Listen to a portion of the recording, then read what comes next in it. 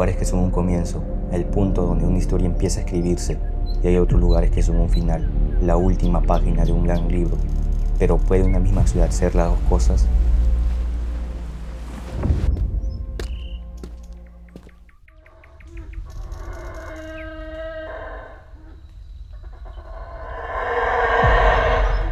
Es la primera ciudad que fundaron los españoles en toda Colombia, en el año 1525. Está situada en la costa caribeña con playas bonitas. Tiene una sierra nevada y es considerada la montaña costera más alta del mundo. Pero lo más increíble es que también es el lugar donde el héroe más grande de Sudamérica, Simón Bolívar, dio su último suspiro. ¿Cómo es posible?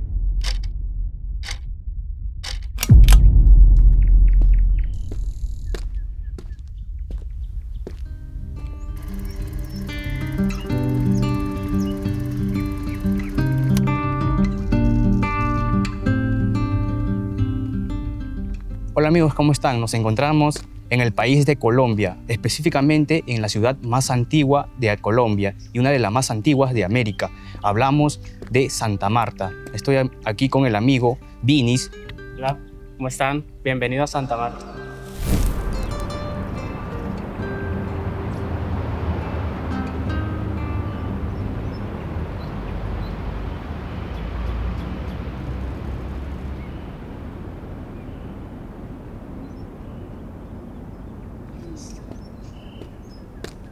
Aquí sí es tranquilo, ¿no? Sí. Aquí sí es tranquilo. Porque sí, tiene sus lugares peligrosos también, como toda ciudad.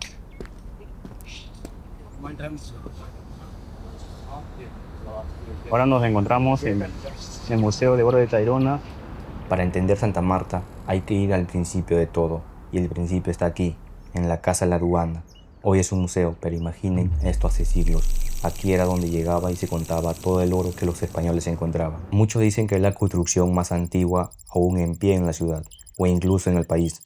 Otros suponen que en ella vivió el fundador de Santa Marta, Rodrigo de Bastidas. Bueno, aquí en el Museo de Oro de Tayrona podemos encontrar guacos, representaciones antiguas que ellos utilizaban. Por ejemplo, aquí vemos un retrato de un animal, creo que es un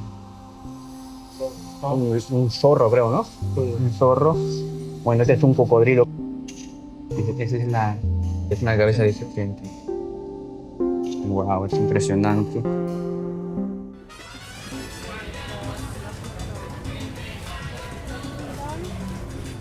Su historia comienza en el corazón de la era colonial, alrededor de 1730. No es una casa cualquiera. Su diseño robusto, sus 2 pisos y su balcón corrido no eran solo por estética, eran una declaración de poder. Tanto culturas como el de Perú, México, todas esas culturas, sus recipientes, ellos lo representaban con animales. Por eso vemos figuras retratadas en sus ollas, platos, vasijas. Fue construida para ser el centro neurológico del control económico y portuario del Imperio Español en la región. Su nombre lo dice todo, aduana. Cada mercadería que entraba, cada perla, cada joya y sobre todo cada grano de oro extraído de la Sierra Nevada debía pasar por aquí para ser registrado, tasado y embarcado hacia Europa.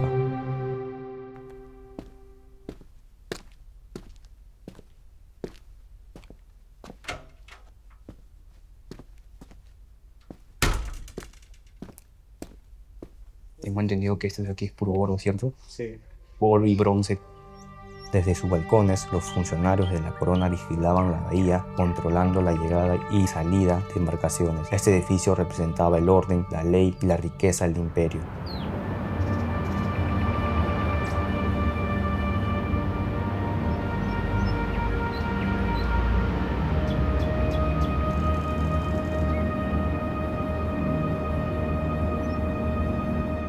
Pero antes de los españoles, estas tierras tenían dueño, eran los taironas, el pueblo que habitó la región antes de la conquista, lo cual descienden las comunidades indígenas actuales de la Sierra Nevada de Santa Marta, indígenas como los cowis, los arhuacos y los wiwas, que aún hoy viven en esas montañas sagradas. Para ellos, el oro no era dinero, eran objetos sagrados, una forma de conectar con sus dioses. Este oro que vemos aquí cuenta la historia de un mundo que fue interrumpido.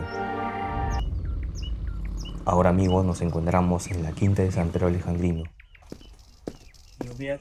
Buenos días. Extranjero. Extranjero. Yo soy aquí nacional. Para entrar a la quinta de San Pedro Alejandrino se paga para extranjeros 27.000 pesos colombianos y nacionales 22.000 pesos. Es una hacienda fundada en el año 1608 por Francisco de Godoy. Originalmente el señor se dedicaba en la producción de ron, miel y panela. La hacienda contó con más de 15 propietarios a lo largo de los años. Entre los más destacados fue la familia de Mier. Esta familia tenía un gran poder político y económico. La hacienda estuvo a las manos de esta familia durante el mayor periodo de independencia. Faustino de Mier compra la hacienda el 9 de enero de 1808.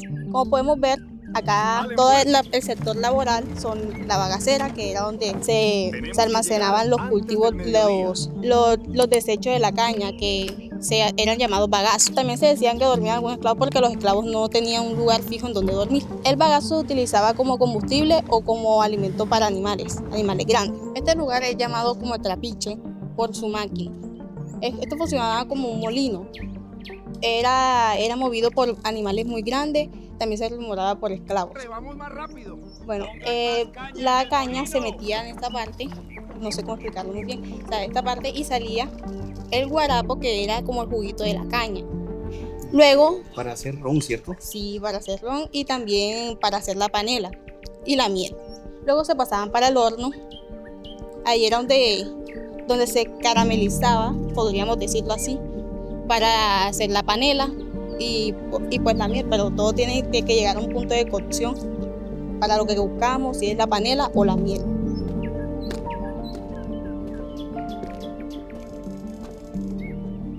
La destilería era el lugar donde el ingenio alcanzaba uno de sus procesos más sofisticados, la transformación de la miel de caña en ron. Unos pasos más allá del trapiche, esta estructura albergaba grandes calderas y alambiques de cobre que permitían llevar a cabo el proceso de destilación. Un alambique es una máquina antigua que sirve para separar el alcohol de otros líquidos, como la miel de caña. Funciona de la siguiente forma. Primero se pone la miel en una olla grande, llamada caldera, y se calienta mucho hasta que empieza a salir vapor. Ese vapor, que tiene el alcohol, sube por un tubo largo y curvo. Luego, ese vapor pasa por un tubo frío en forma de espiral que lo enfría poco a poco. Al enfriarse, el vapor se convierte otra vez en líquido y ese líquido es el ron. Así, el alambique transforma la miel cocida en una bebida que antes era muy apreciada y que se exportaba por mar a otros lugares. Y este es el sótano. Ahora van a apreciarlo desde adentro. El sótano del antiguo ingenio era un lugar clave para producir el ron. Allí se guardaban los barriles para que la bebida se añejara. Al estar bajo tierra, este sótano tenía la temperatura y la humedad perfectas y controladas. Estas condiciones permitían que el ron madurara despacio, desarrollando su sabor y aroma característicos. Parece una cárcel. Vamos por allá porque ahí donde le quería hablar. ¿Se acuerdan que yo les dije de lo del puente? Sí. Bueno. Un siglo después del periodo de independencia, Santa Marta se convierte en el escenario de un evento que marcaría la historia de Sudamérica. Ciudadanos de esta noble ciudad, hemos alcanzado la victoria. ¡Viva la patria! En 1830, Simón Bolívar llega a la ciudad buscando recuperarse de su enfermedad. Pero ¿quién fue Simón Bolívar? Fue un líder militar, considerado uno de los principales libertadores de América Latina. Nació en Venezuela y el 17 de diciembre de ese año fallece en la quinta de San Pedro Alejandrino, un hecho que simbólicamente representó el fin de su proyecto de una gran Colombia unificada. El libertador Simón Bolívar dio su último suspiro. Se dice que él murió a la 1:03 y 55 segundos de la tarde, como pueden ver en el reloj que está aquí, que este es totalmente de la época. Se dice que en la hora en la que él murió, minutos después, le cortaron el péndulo para inmortalizar ese momento. También podemos encontrar la cama, que fue donde el libertador reposó sus últimos días de vida, el botiquín de emergencia del médico Alejandro Próspero Reverén, el armario que era donde se le guardó la ropa al libertador mientras que se hospedó aquí, y ese jarrón que pueden ver allá, que fue donde le escupió porque él tenía tuberculosis pulmonar, que era una enfermedad muy popular en la época. Y la mayoría de muebles que se encontraban aquí fueron incinerados o fusilados, ya que la tuberculosis pulmonar era algo muy contagioso. Entonces, para que otras personas que también venían a visitar la Quinta de San Pedro no se contagiaran, los quemaron. Y en esa silla también se dice que era donde hacía sus últimas cartas a sus aliados o a sus amigos más queridos. Amigos, estaremos yendo a visitar la Reserva Natural Tayrona, una de las más famosas aquí de Santa Marta, famosa por tener sus playas cristalinas, turquesas, como se aprecia en las redes sociales. Amigos, ahorita estamos yendo a la buseta o al bus, lo cual nos va a llevar para el Parque Tayrona.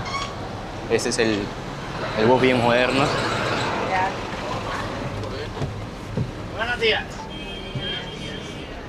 No siento ya. Acá. Oigan, grupo, lo que vayan a hacer por el teléfono, vayan haciéndolo, por favor. Bueno, estaremos tomando desayuno antes de hacer el recorrido por el Tayrona. Buenos días. ¿A cuánto está la empanada? Todos los fritos son a 5.000. Ya, me da empanada de pollo, ¿cierto? ¿De pollo quieres? Sí, uno. Una sola. ¿El café cuánto está? También 5.000. Ya, me da Café con Sí. leche, chocolate o café negro. café con leche. Café con leche. Ya voy para allá, que la vaya tomando. De Esa billete. 35. Billete colombiano.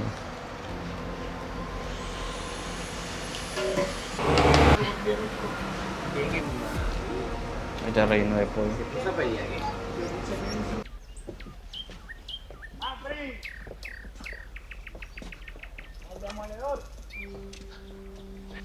A ver, grupo, aquí les muestro a un indígena arhuaco.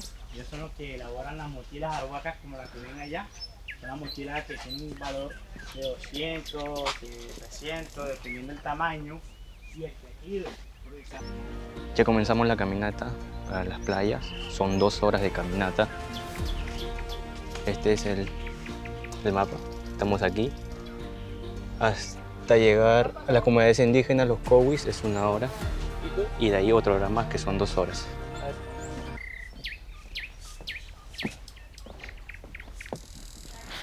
Hay muchísimas rocas grandes. Estamos sudando y eso que creo que recién vamos media hora. Miren esta hermosa vista.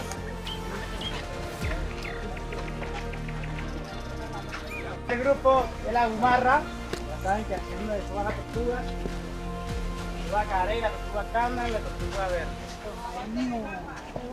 Ok.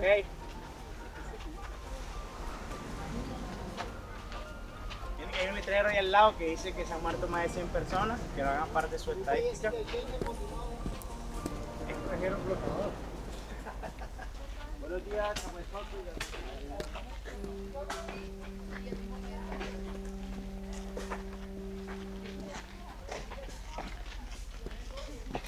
Son las comunidades indígenas de los Cowis. José, estos son los indígenas Cowis. Sí.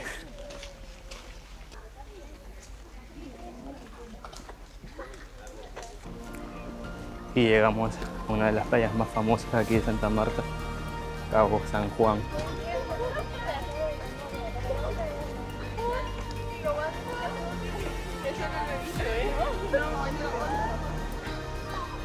Mira la hermosa vista.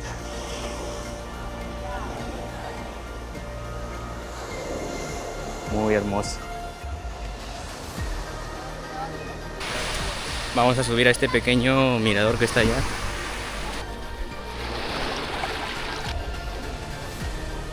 Hay una pequeña escalera para que uno pueda subir. Mira esta hermosa vista. Entonces aquí uno puede alquilar su hamaca, puede descansar. Mira las aguas, transparente.